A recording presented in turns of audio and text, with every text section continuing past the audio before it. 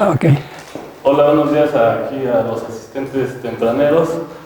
Nos va a platicar hoy el profesor Eugenio Leicu, que es aquí también profesor de la facultad.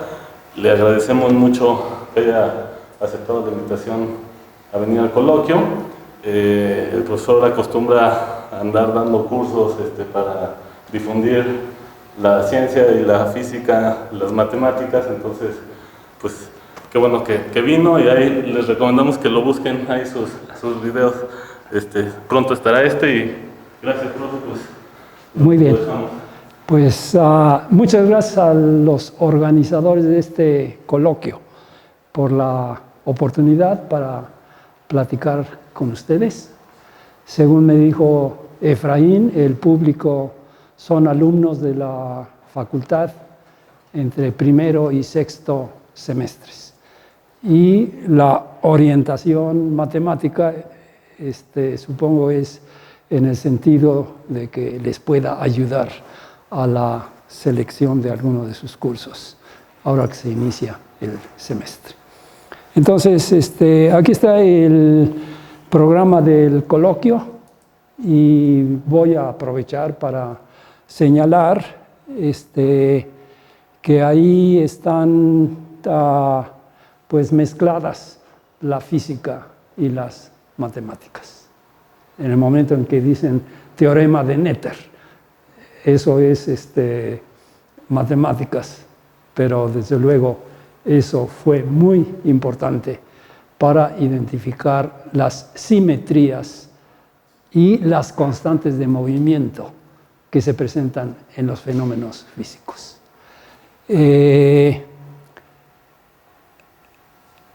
Me voy a concentrar solamente en las que reconocemos de manera más o menos explícita la conexión. El de Juan Holguín, geometría en la introducción a los métodos modernos de la mecánica, ¿no?, que es una de las ramas de la física. Mosaicos y cristales. El trabajo de Penrose en esta dirección es muy importante. Y desde luego se trata de llenar, por ejemplo, un plano con un cierto número finito de formas. Y luego hacer lo mismo, pero en 3 dimensiones. Y entonces se pueden precisamente describir cristales bidimensionales y cristales tridimensionales. Entonces, para los que están interesados en cristalografía. Por otra parte, es lo que me toca a mí, y se tiene geometría algebraica, ahí está, teoría de gráficas, pone un ojito en la química. Pero la técnica de teoría de gráficas se ha aplicado también en física.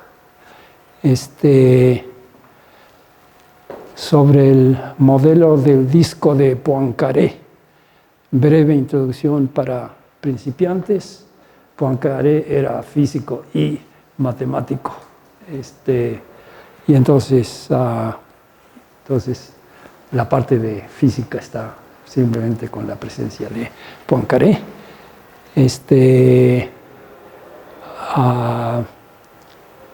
Y el último, mecánica y matemáticas, integrabilidad y toros invariantes. Entonces, estos temas del coloquio, dados muchos de ellos por colegas matemáticos, están orientados a su conexión con la física. Ahora, por lo que se refiere a mi propia presentación, en el resumen considero 3 cosas. Dice, en esta contribución para el coloquio de orientación matemática en la Facultad de Ciencias, se toman como puntos de partida los programas de las carreras de física y de matemáticas, con el objetivo de reconocer las relaciones entre sus respectivas materias en los semestres sucesivos.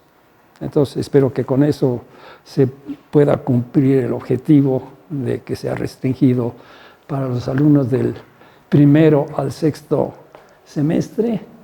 Supongo que ustedes han ya visto la página de la facultad y tienen identificado los posibles cursos que van a tomar. En vez de hacer proyecciones, lo que tengo aquí son directamente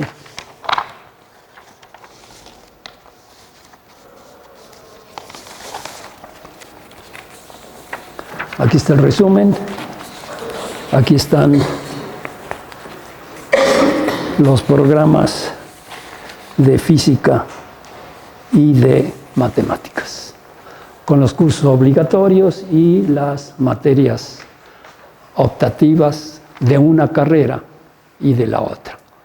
Y entonces, bueno, simplemente si ya son de segundo semestre, pues ya saben que en la primera les dieron física general, pero la mayoría de las materias son de matemáticas que ustedes ya traen desde la prepa, ¿no?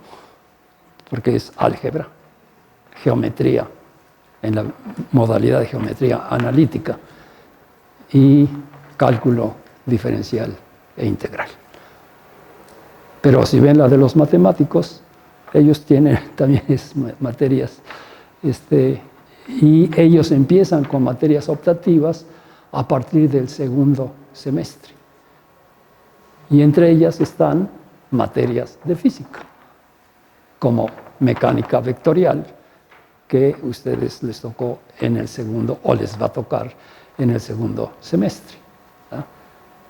Y desde luego están cálculo diferencial e integral 1, 2, 3 y 4, ¿verdad?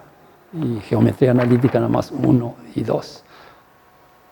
Pero más adelantito, en términos de matemáticas, ustedes tienen variable compleja, funciones de variable compleja, que desde luego tienen muchísimas aplicaciones en la física.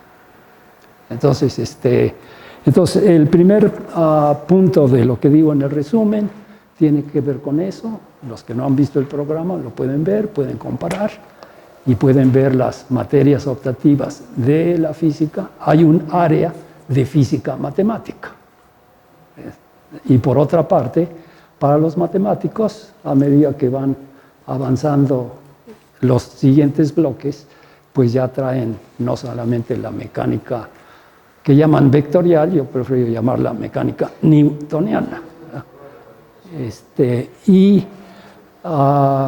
Por otra parte, quiero pasar ya a lo que voy a cubrir.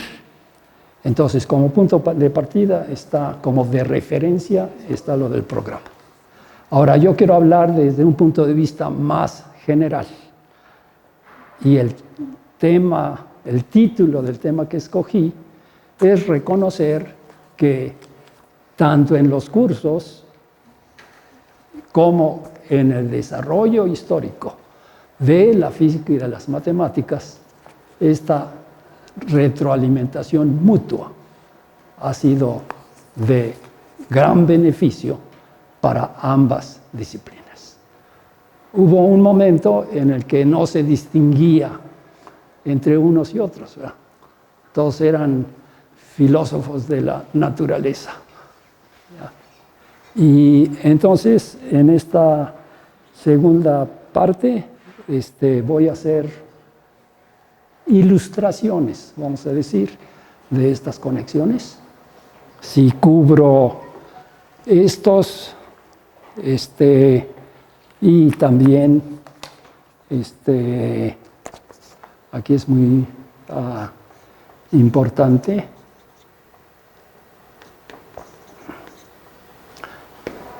fenómenos térmicos, desde luego.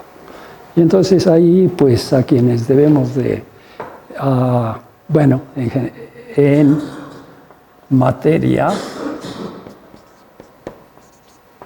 y desde luego aquí empezamos con cosas como propiedades de la materia y reconocer que un mismo tipo de materia puede existir en diferentes estados y puede haber transformaciones entre ellas. Entonces, ¿cómo se describen esas cosas de manera matemática? Y entonces, si están ustedes en el estado gaseoso, que fue el más fácil de estudiar al principio, tienen una ecuación de estado, ¿verdad? Entonces, cuando dicen ecuación, ya ven la conexión con las matemáticas, ¿sí? Y por otra parte, cuando se ven los procesos, entonces ahí salen de manera natural los nombres de Carnot. Históricamente esto vino en conexión con lo que se llama la revolución industrial. Y desde luego ahí están Joule y más adelantito está Watt. ¿Ah? Y una cosa muy importante, en el desarrollo, aunque se les divide en cajitas, la física se desarrolla como una sola disciplina. Y desde luego sí, tiene diferentes facetas, pero esas facetas no vienen sueltas, sino que vienen integradas, ¿ya? Y entonces la primera ley de la termodinámica, pues es la conservación de energía. ¿Y por qué fue muy importante el trabajo de Joule? Porque Joule estableció el equivalente mecánico del calor. Entonces ahí se ve, tenemos aquí mecánica, nada más estudian movimiento. Pero aquí se trata de movimientos producidos a través de procesos térmicos, ¿ya? Y entonces se tiene la primera ley de la termodinámica, pero también se tiene el equivalente mecánico del calor, que midió Joule precisamente, ¿no? Y después ya en el proceso de estudiar ciclos, ¿verdad?, de máquina de vapor o de motor de vapor, ¿verdad? Entonces está Carnot y luego está Clausius.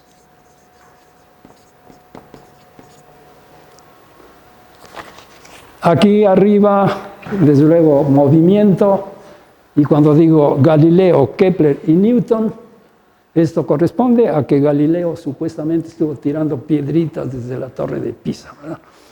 Y entonces estudió el movimiento de los cuerpos en la superficie de la Tierra, pero también estudió el péndulo, ¿no? Y entonces, como propaganda,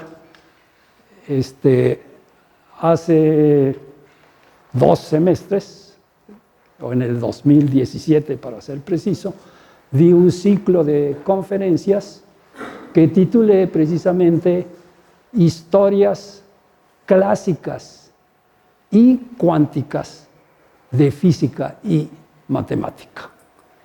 Y entonces estas relaciones que estoy indicando las discutimos a través del semestre y con calmita en ese ciclo de conferencias. Entonces simplemente les voy a decir los títulos de esas conferencias, que el comercial están en YouTube. Entonces le pueden preguntar a Efraín. Entonces, Galileo estudió el movimiento de los cuerpos en la superficie de la Tierra. Kepler usó las observaciones astronómicas de Tycho Brahe para formular las leyes del movimiento planetario. Y Newton tomó eso como base para dar una teoría sobre el movimiento tanto en la Tierra como en el cielo.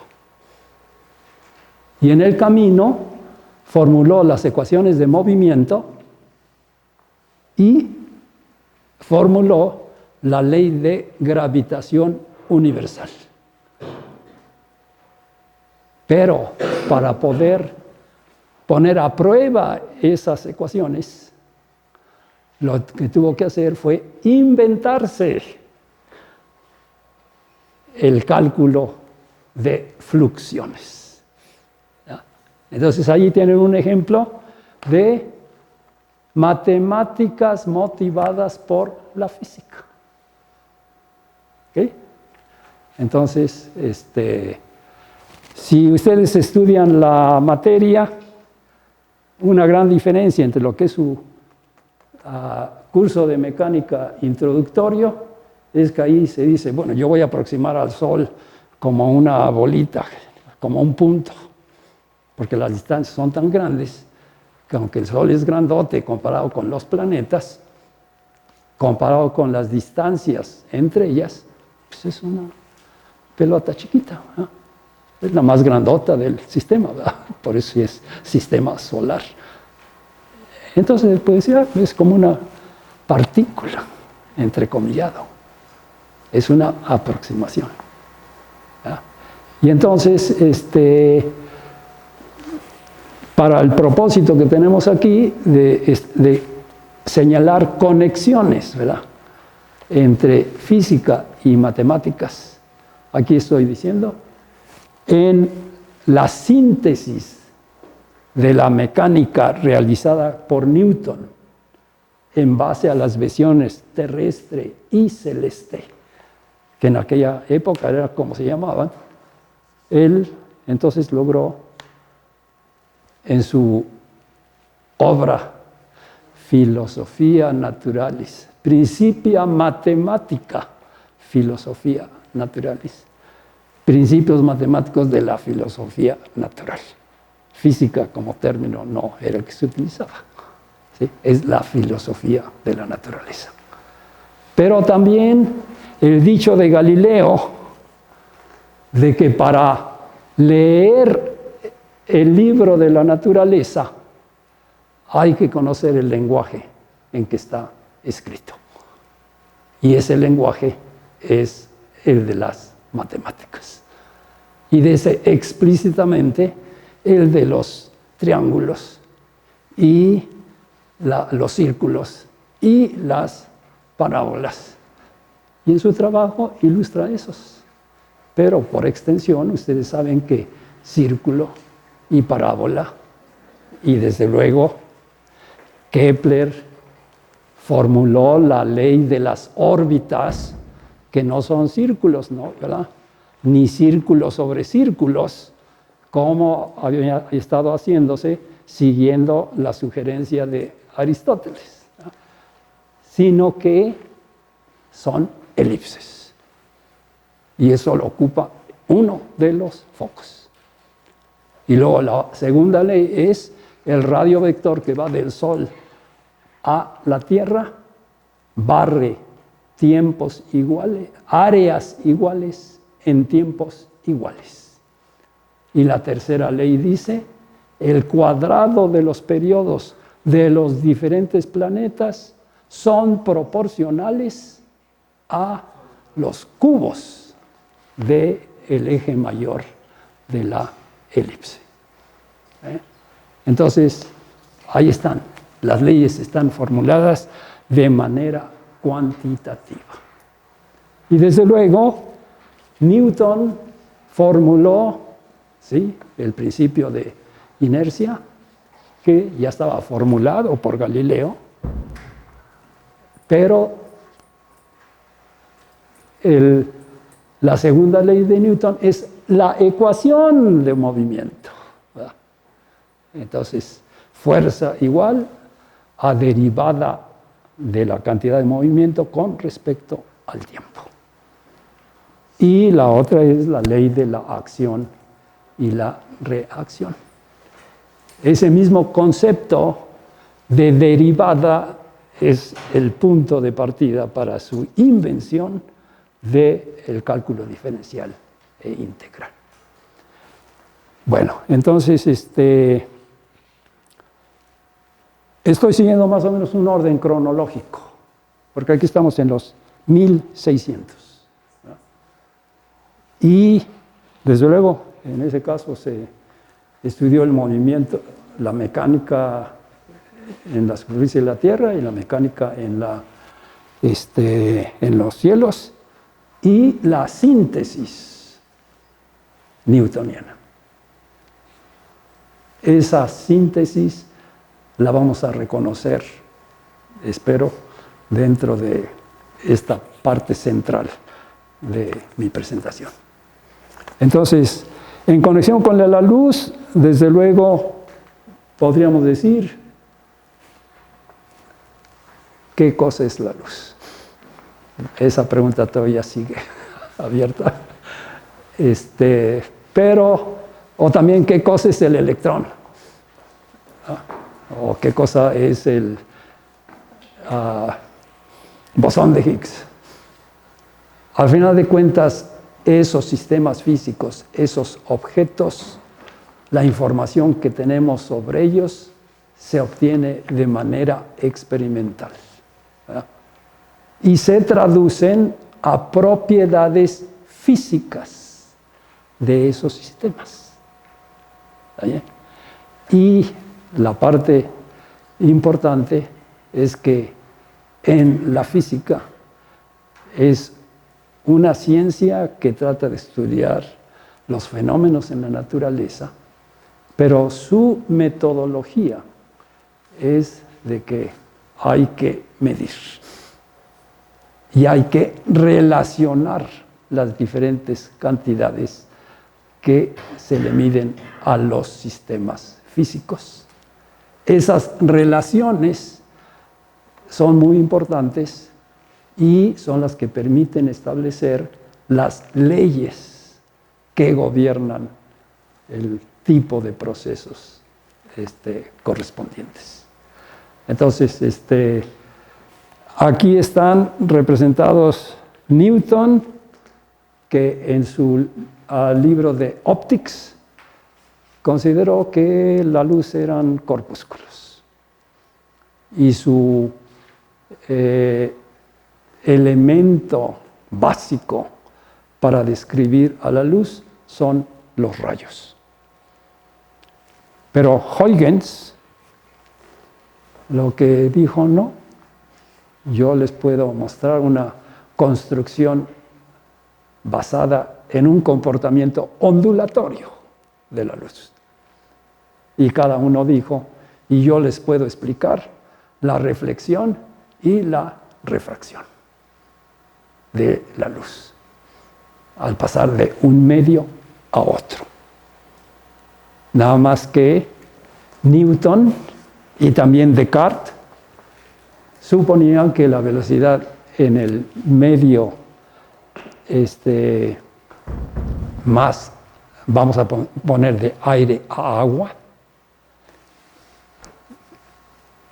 Newton supuso que en el aire era más lento que en el agua. Y Huygens lo opuesto. Huygens supuso que en el aire es más rápido que en el agua. Pero los dos llegaron a establecer la ley de la refracción que se había conocido experimentalmente desde Ptolomeo,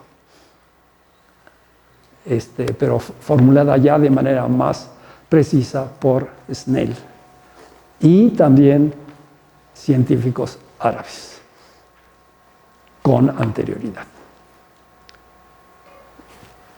Si se hubiera conocido la velocidad de la luz en aquel entonces, en un medio y en otro, pues fácilmente se le podría haber dicho a Newton, te tachamos, y a Huygens te palomeamos. Pero sí se conocía la velocidad de la luz en un experimento que fue interplanetario, porque eso lo hizo Galileo con sus observaciones de los eclipses de las lunas de Saturno.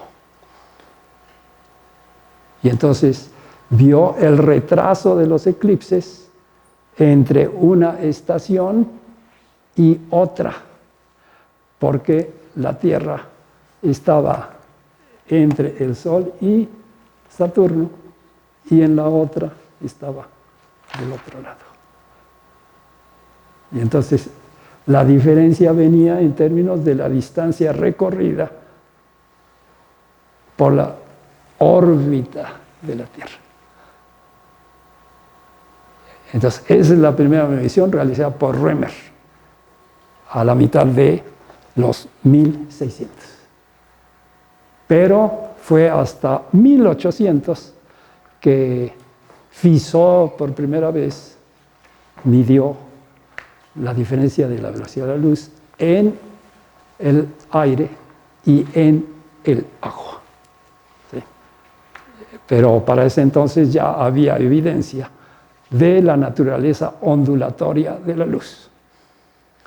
El libro de Newton de Optics es de principio de los 1700.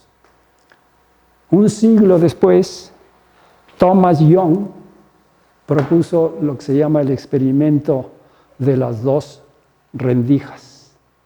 Al hacer pasar luz a través de dos rendijas, en vez de tener en una pantalla simplemente dos líneas iluminadas, lo que se tiene es un patrón de franjas luminosas alternadas con franjas oscuras.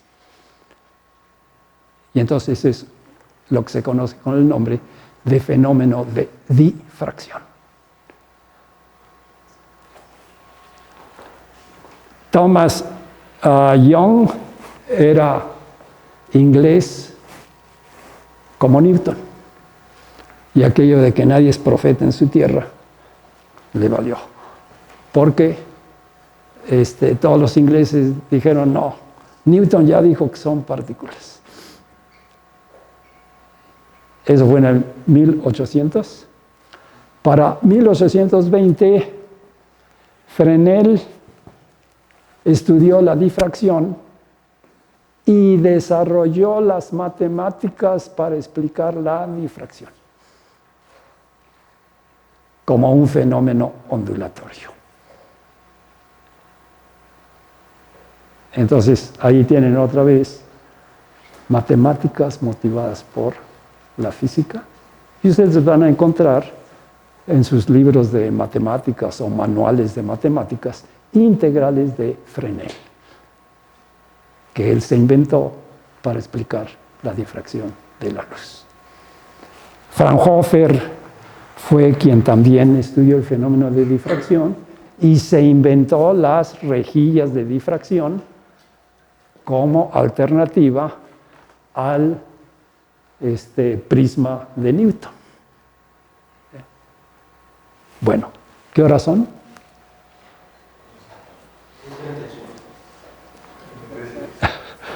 Quiero hablar nada más como media hora o 2/3, ¿ya? Y después abrimos diálogo si quieren, ¿verdad? Y entonces en ella ustedes preguntan. Bueno, este coloquio tiene por objeto responder algunas de las preguntas que tengan ustedes, ¿verdad? Especialmente ahorita que van a tener que escoger materias, etc. Bueno, pero entonces voy a decir rápidamente lo que sigue. Desde luego, la historia no termina aquí, pero quiero decirles que para esto es 1820, ellos. Fraunhofer descubrió las líneas oscuras del sodio, observando la luz del sol con una de sus rejillas de difracción. La espectroscopía se basa en el uso del prisma de Newton o de las rejillas de Fraunhofer. Entonces, 60 años más tarde, Kirchhoff, junto con Bunsen, el del mechero, hicieron espectroscopía de todo tipo de sustancias químicas y pudieron descubrir nuevos elementos a partir de las luces que emiten. Pero Kirchhoff formuló un problema que llevó al desarrollo de la mecánica cuántica. Empezando con Planck en 1900. Entonces, pero regresando aquí, tenemos los fenómenos eléctricos, magnéticos y eventualmente electromagnéticos. Estos venían desde los griegos. Electrón es ámbar. Y desde luego las piedras que atraen clavos vienen de magnesia, ¿no? Pero para los 1820 también, Coulomb, que fue militar en la Guerra de Revolución Francesa,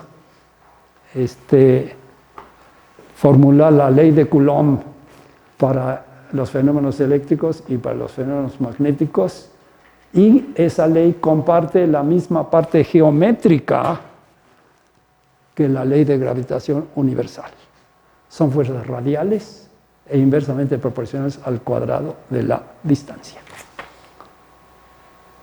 Entonces, aquí están para el magnetismo. Ørsted descubrió que las corrientes eléctricas producen efectos de reorientación de agujas magnéticas.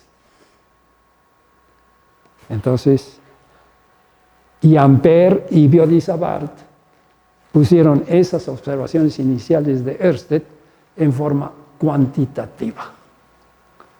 Entonces, por eso hay las leyes del electromagnetismo. Las leyes del electromagnetismo están formuladas a través de la fuerza de Coulomb, ¿no? De el campo magnético que se puede calcular con la ley de la mano derecha de Ampère. Y Faraday estudió el fenómeno de inducción electrostática, pero después descubrió el fenómeno de inducción magnetoeléctrica. Si tienen ustedes una espira conductora y le acercan un imán y se lo meten y se lo sacan, ¿no? Aquí se induce una fuerza electromotriz. O si prefieren ustedes, dejan parado el imán y le dan vuelta a un solenoide o a un conjunto de solenoides. Y con eso nos iluminan toda la ciudad.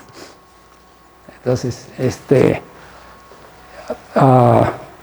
y Maxwell le corrigió la parte de Ampère, porque Ampère lo había hecho nada más para una situación de corrientes estacionarias. Esto es electrostática, magnetostática, pero aquí ya estamos en magnetoelectricidad.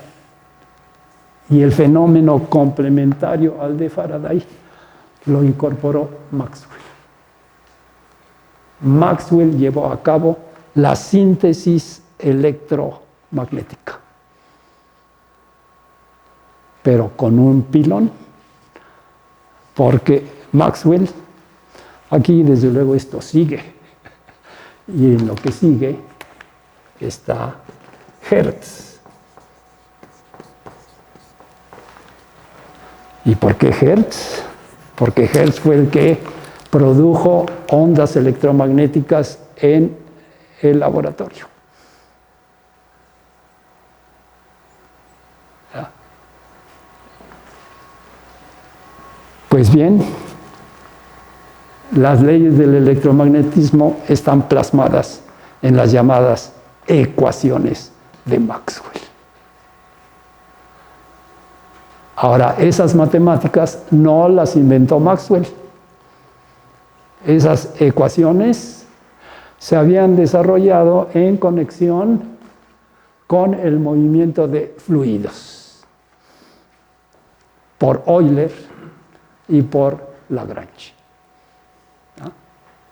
Y entonces ustedes tienen flujo de fluidos, es natural, pero pueden tener fluidos newtonianos, pero también pueden tener circulación de fluidos, vórtices. ¿No? Toda esa matemática la desarrolló Euler. Y desde luego aquí también algunas de estas ecuaciones se pusieron en el lenguaje de Gauss. Y por eso se tiene una ley de Gauss.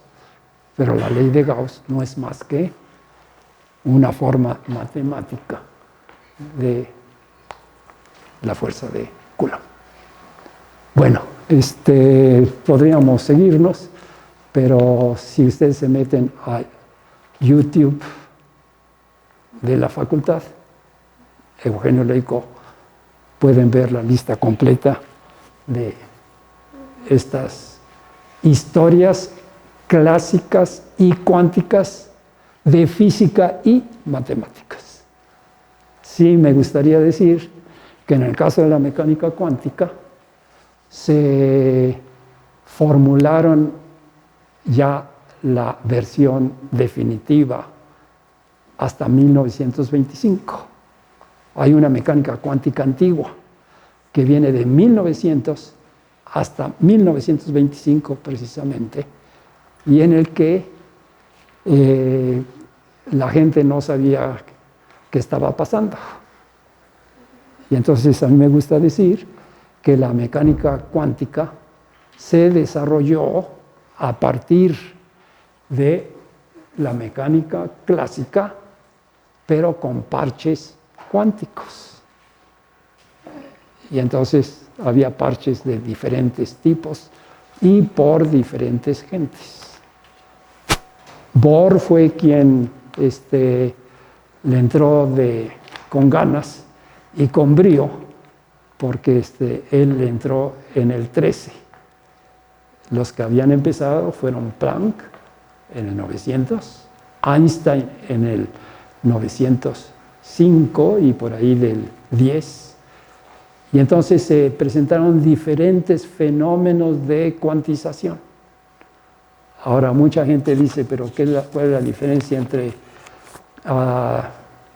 cosas clásicas y cuánticas? Y a mí me gusta decir, vean pirámides egipcias y pirámides de estas longitudes. Las de Egipto son continuas. Cualquier posición,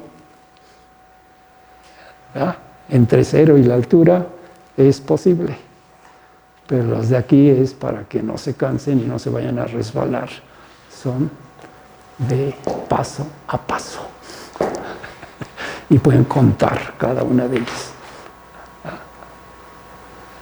Bueno, entonces lo único que quiero decir es que Heisenberg formuló la mecánica cuántica dándose cuenta en el análisis de espectros atómicos que no es lo mismo multiplicar primero por cantidad de movimiento y después por vector de posición, comparado con multiplicar por vector de posición primero y después por cantidad de movimiento. lo que los matemáticos llaman álgebras no conmutativas. ¿Ya? Ustedes lo saben. Si tenemos posición X y tenemos operador de derivada con respecto a posición, no es lo mismo si multiplican X por F y derivan, ¿verdad?, que si primero multiplican y después derivan.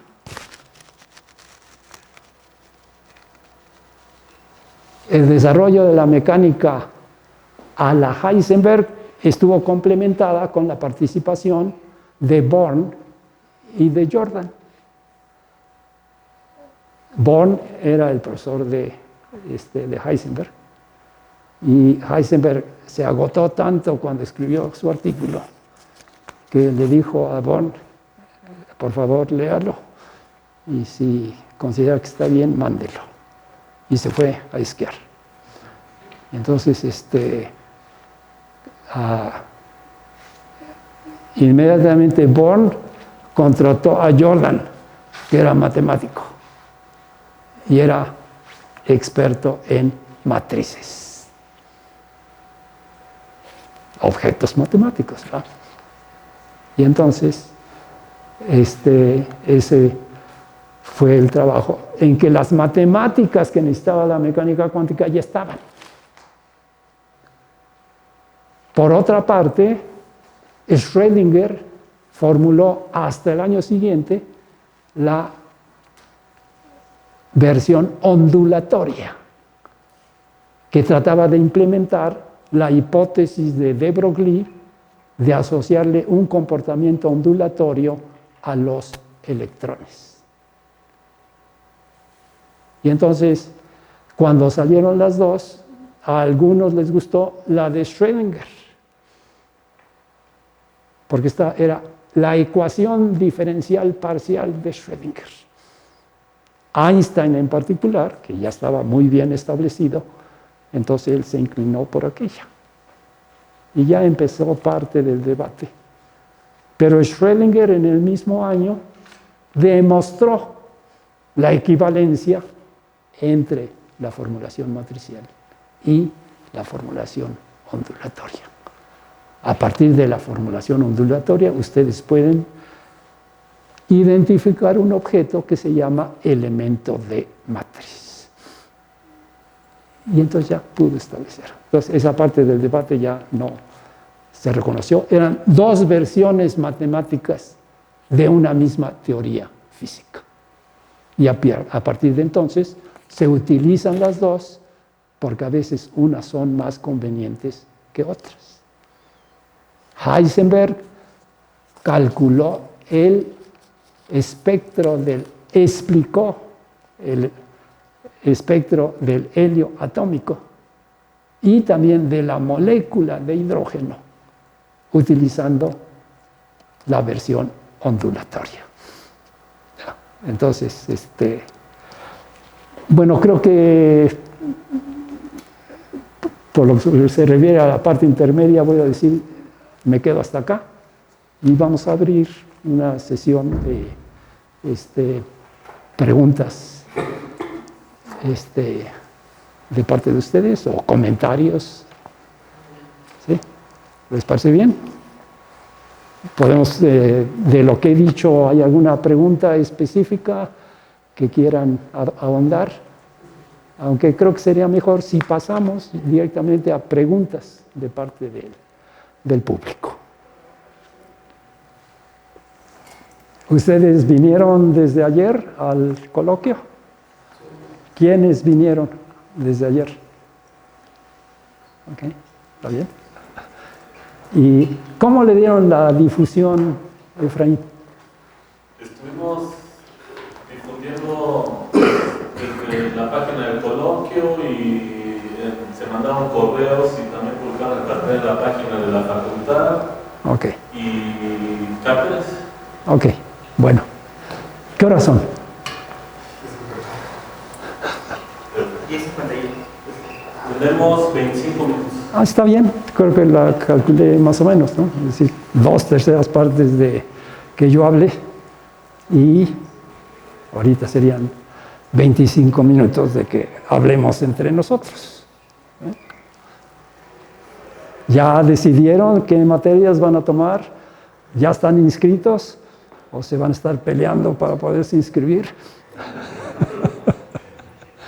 Y entonces ya tienen escogidas sus materias y profesores y muy bien. Entonces este coloquio les puede ayudar para ver si están en lo correcto o se arrepienten. Déjenme platicarles un poco también, que mencioné también en la tercera parte. Lo puse en términos de que hablemos de nuestras propias experiencias de aprendizaje, los alumnos principalmente, ¿verdad? Y también los profesores, porque los profesores tenemos que estar aprendiendo, no solamente decir ya tengo mi título de físico y ya con eso, y ya no tengo que volver a estudiar, ¿verdad? Si quieren realmente enseñar, se tienen que estar actualizando, ¿verdad? Entonces, los profesores tenemos que estar estudiando todo el tiempo, si no, fácilmente nos van a decir, ya no te renovamos el contrato. Pero simplemente, si ya pretendemos ser físicos profesionales, pues sí, tenemos que estar al tanto. Y por otra parte, está la parte de la experiencia de la enseñanza. Y bueno, supongo que también yo voy a hacer otro comercial personalizado. La materia que estoy ofreciendo para este semestre es el de las matemáticas avanzadas de la física. Por otra parte, mis áreas de trabajo, de investigación, he cubierto, empecé como físico nuclear, después me pasé a la física atómica y molecular, y a lo largo del camino mi inclinación ha sido por la física teórica, que podríamos decir por definición es física matemática. Y les puedo también explicar la razón por la cual me pasé de física nuclear a física atómica. La física atómica ha jugado un papel clave en el desarrollo de la mecánica cuántica, no solamente en su etapa inicial, sino también en los últimos 30 años, poniendo a prueba muchos de los debates que ha habido en conexión con la interpretación de la mecánica cuántica. Y entonces, por ejemplo, Schrödinger dijo por ahí de los 50, mi ecuación sirve para describir no un solo átomo de hidrógeno. Y los experimentos siempre involucran muchos átomos de hidrógeno. Pero desde hace 2 décadas, 3 décadas, se han estado haciendo experimentos con un solo electrón en una trampa. Trabajo de Dehmelt, que le valió el premio Nobel en el 89. Pero eso se ha extendido en los 80s y 90s, no solamente para el electrón, el mismo Dehmelt lo hizo con iones de bario y otros. Y para los 90s,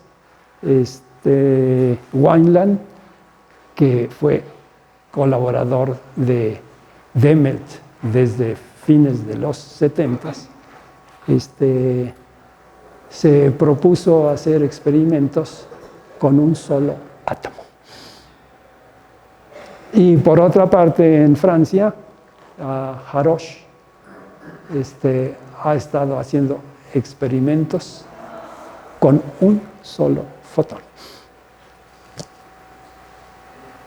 Entonces, la precisión de las mediciones de física atómica son de las de mayor precisión. En los otros terrenos las precisiones son mucho menores. Entonces, en la parte de cálculos de física atómica se necesita tener teorías bien definidas, interacciones bien definidas y métodos de cálculo confiables.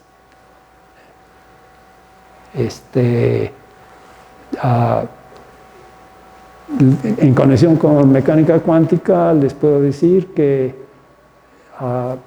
en diciembre mi última participación en público fue en una actividad que llamaron, o que llaman, Festival Cuántico, y que organiza un colega de matemáticas, Micho Durdevich.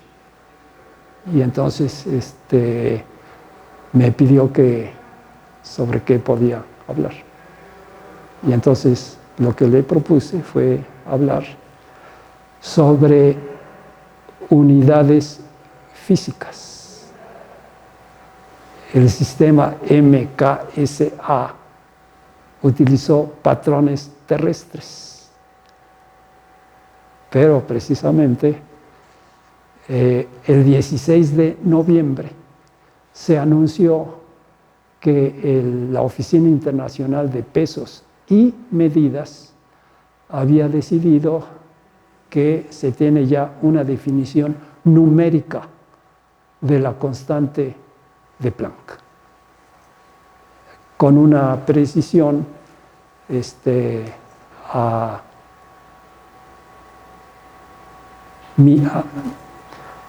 1 en 10 a la 9. Entonces, habían estado haciendo una búsqueda de un nuevo patrón de masa, el MKSA del sistema métrico decimal original. El segundo le dieron cuello, al metro le dieron cuello y al amper le dieron cuello cuando se entendió el fenómeno de superconductividad, que es un fenómeno cuántico macroscópico. Y entonces en las llamadas juntas de Josephson se tienen un fenómeno que se llama efecto Josephson, que es de tunelamiento en un sándwich de superconductores con una barrera aislante en medio. Y entonces, si no hay diferencia de potencial, los transportadores de carga, que son un par de electrones, pueden pasar de un lado de la barrera aislante al otro, por tunelamiento cuántico, porque les conviene energéticamente. Pero cuando se pasaron del otro lado, se dan cuenta de que, pero allá está mejor. Y entonces se regresan. Cuando se le aplica una diferencia de potencial es cuando ocurre eso. Y entonces, la diferencia de energía entre uno y otro lado depende de la diferencia de potencial. ¿Sí? La hipótesis de Planck es la energía intercambiada, es proporcional, es el múltiplo entero de lo que llama el cuanto, ¿verdad? Que es una cantidad proporcional a la frecuencia. Entonces la medición de voltaje se convirtió en una medición de frecuencia. Medir frecuencia es más fácil que medir distancias.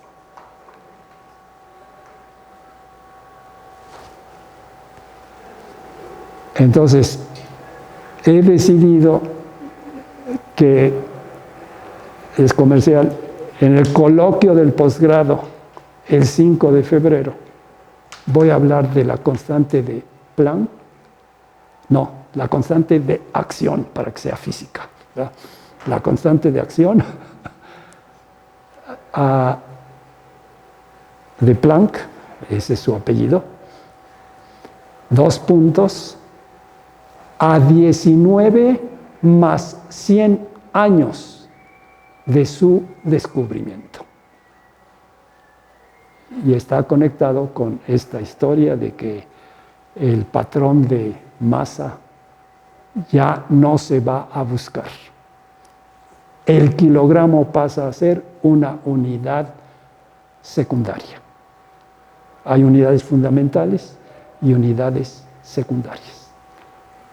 ¿Sí? Entonces, la constante de Planck es la unidad de acción y es ahora la unidad fundamental. Y todas las otras se ponen en términos de ella. Y esto fue posible, por una parte, por el efecto Josephson y la junta correspondiente, y el efecto Hall cuantizado. El efecto Hall original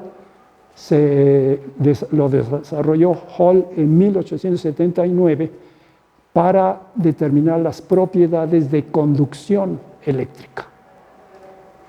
Pero en los 1980s, von Klitzing descubrió la versión cuantizada de ese fenómeno, con lo cual tuvo la posibilidad de proponer un nuevo patrón de resistencia que está también cuantizada.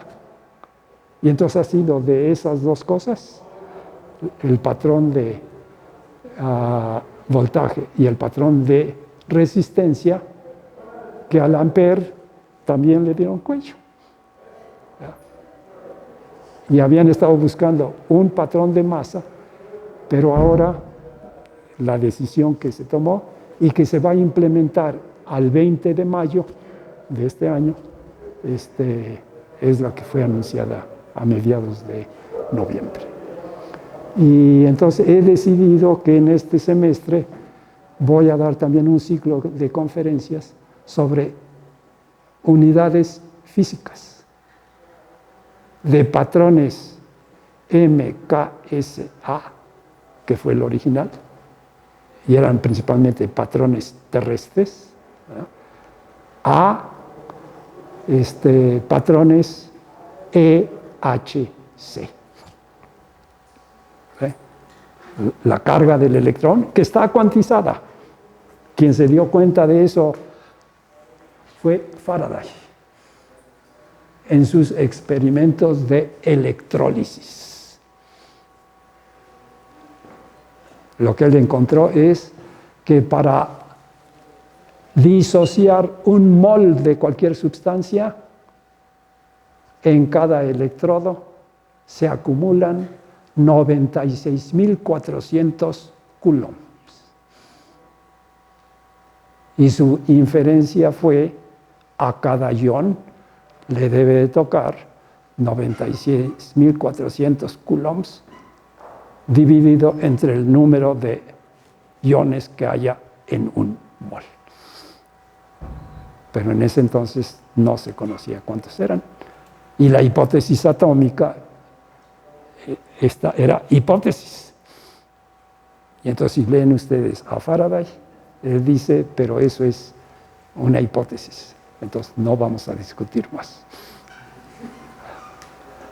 Entonces, la carga del electrón está cuantizada.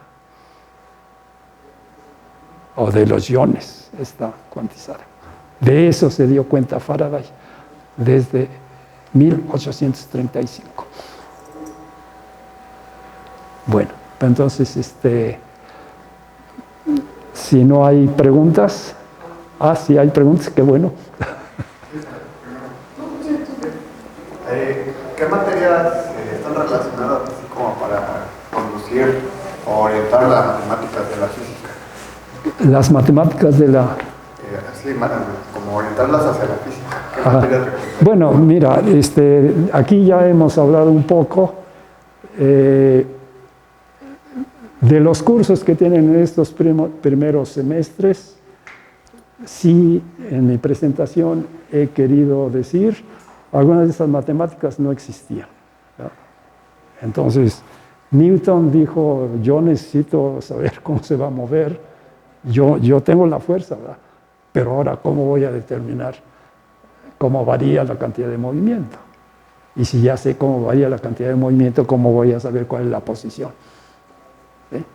Entonces, bueno, se dio cuenta que necesitaba desarrollar este concepto de lo que llamamos derivada, ¿verdad? Que no es más que una velocidad, ¿verdad? Entonces, ese cálculo diferencial e integral original se desarrolló en lo que los matemáticos llaman análisis matemático. Y entonces, tú tienes ecuaciones diferenciales, ecuaciones con derivadas. Entonces, una ecuación diferencial, para conocer sus variables, pues la tienes que integrar. ¿Okay? Entonces, el estudio de las matemáticas, soluciones de ecuaciones diferenciales, es importantísimo para todos los físicos. Porque todas las leyes que tenemos ahí, está la ley de movimiento, ¿verdad? F igual a dp en dt.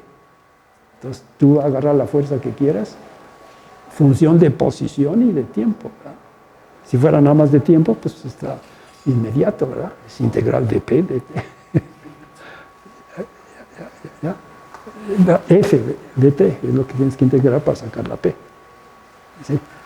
Pero las leyes de Maxwell son también ecuaciones diferenciales. Y las ecuaciones de Schrödinger son ecuaciones diferenciales. Entonces, de ahí va. Ahora, hay otras áreas, como son, por ejemplo, la teoría de grupos. Toda la parte de núcleos y de partículas elementales, desde mediados de los 50 se ha hecho en base a teoría de grupos.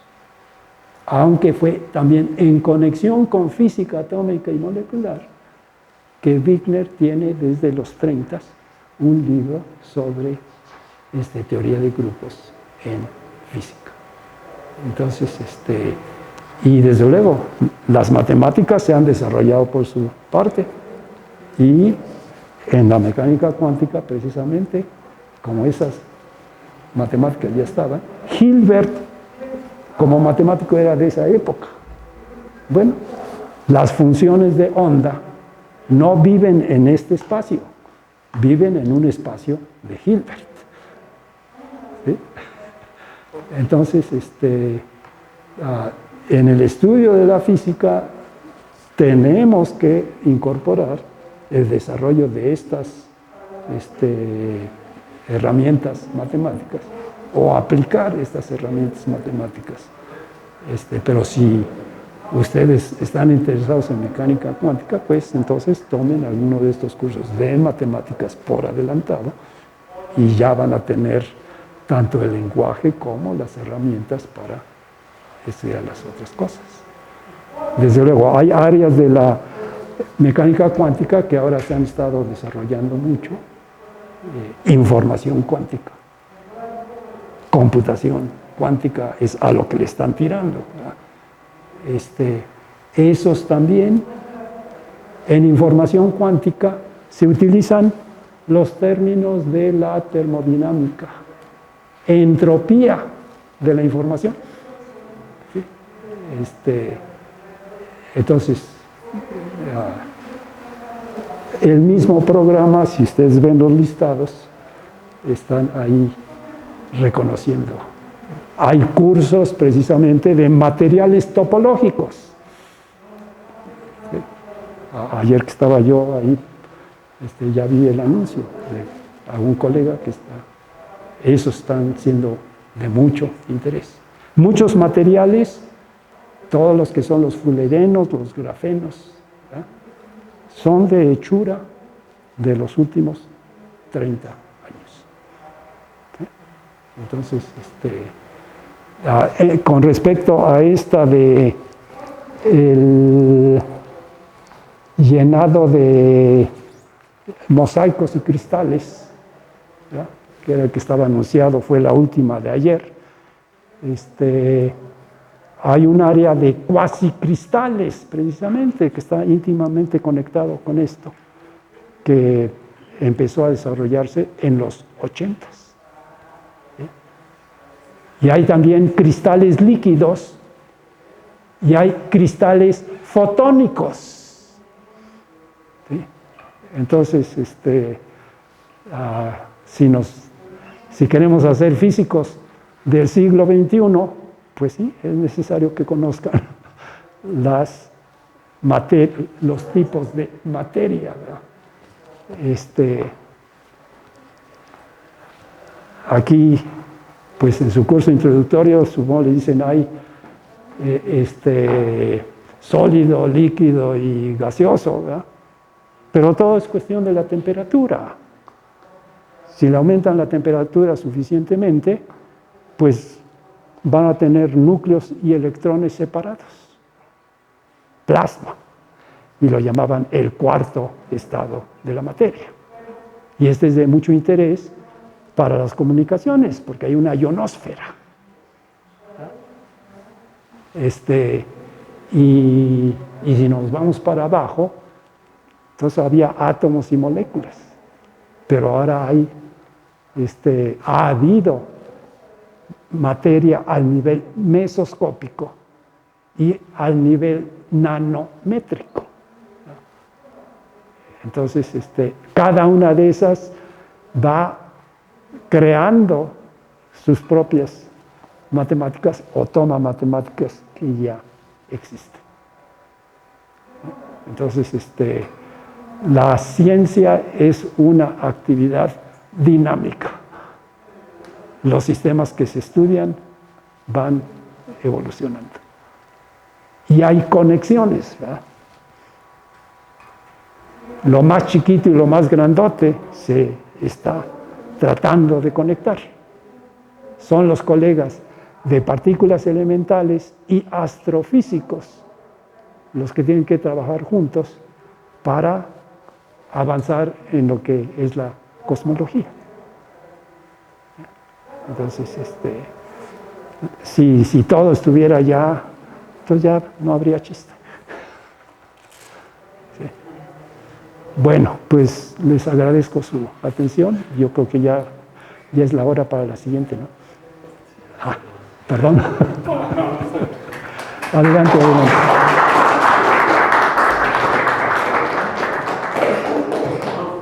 ¿Se puede una pregunta breve? ¿Perdón? Una pregunta breve. Sí. Yo quería preguntarle desde hace. ¿Tú? Ah, desde luego. Así, en su opinión, y esto pues tiene que ver mucho con el título de su plática, ¿Newton qué era? ¿Físico o matemático? ¿Quién? Newton. Todos estos eran físicos y matemáticos. Eran filósofos. A los filósofos les gusta el conocimiento. Eso es lo que significa literalmente filosofía, ¿verdad?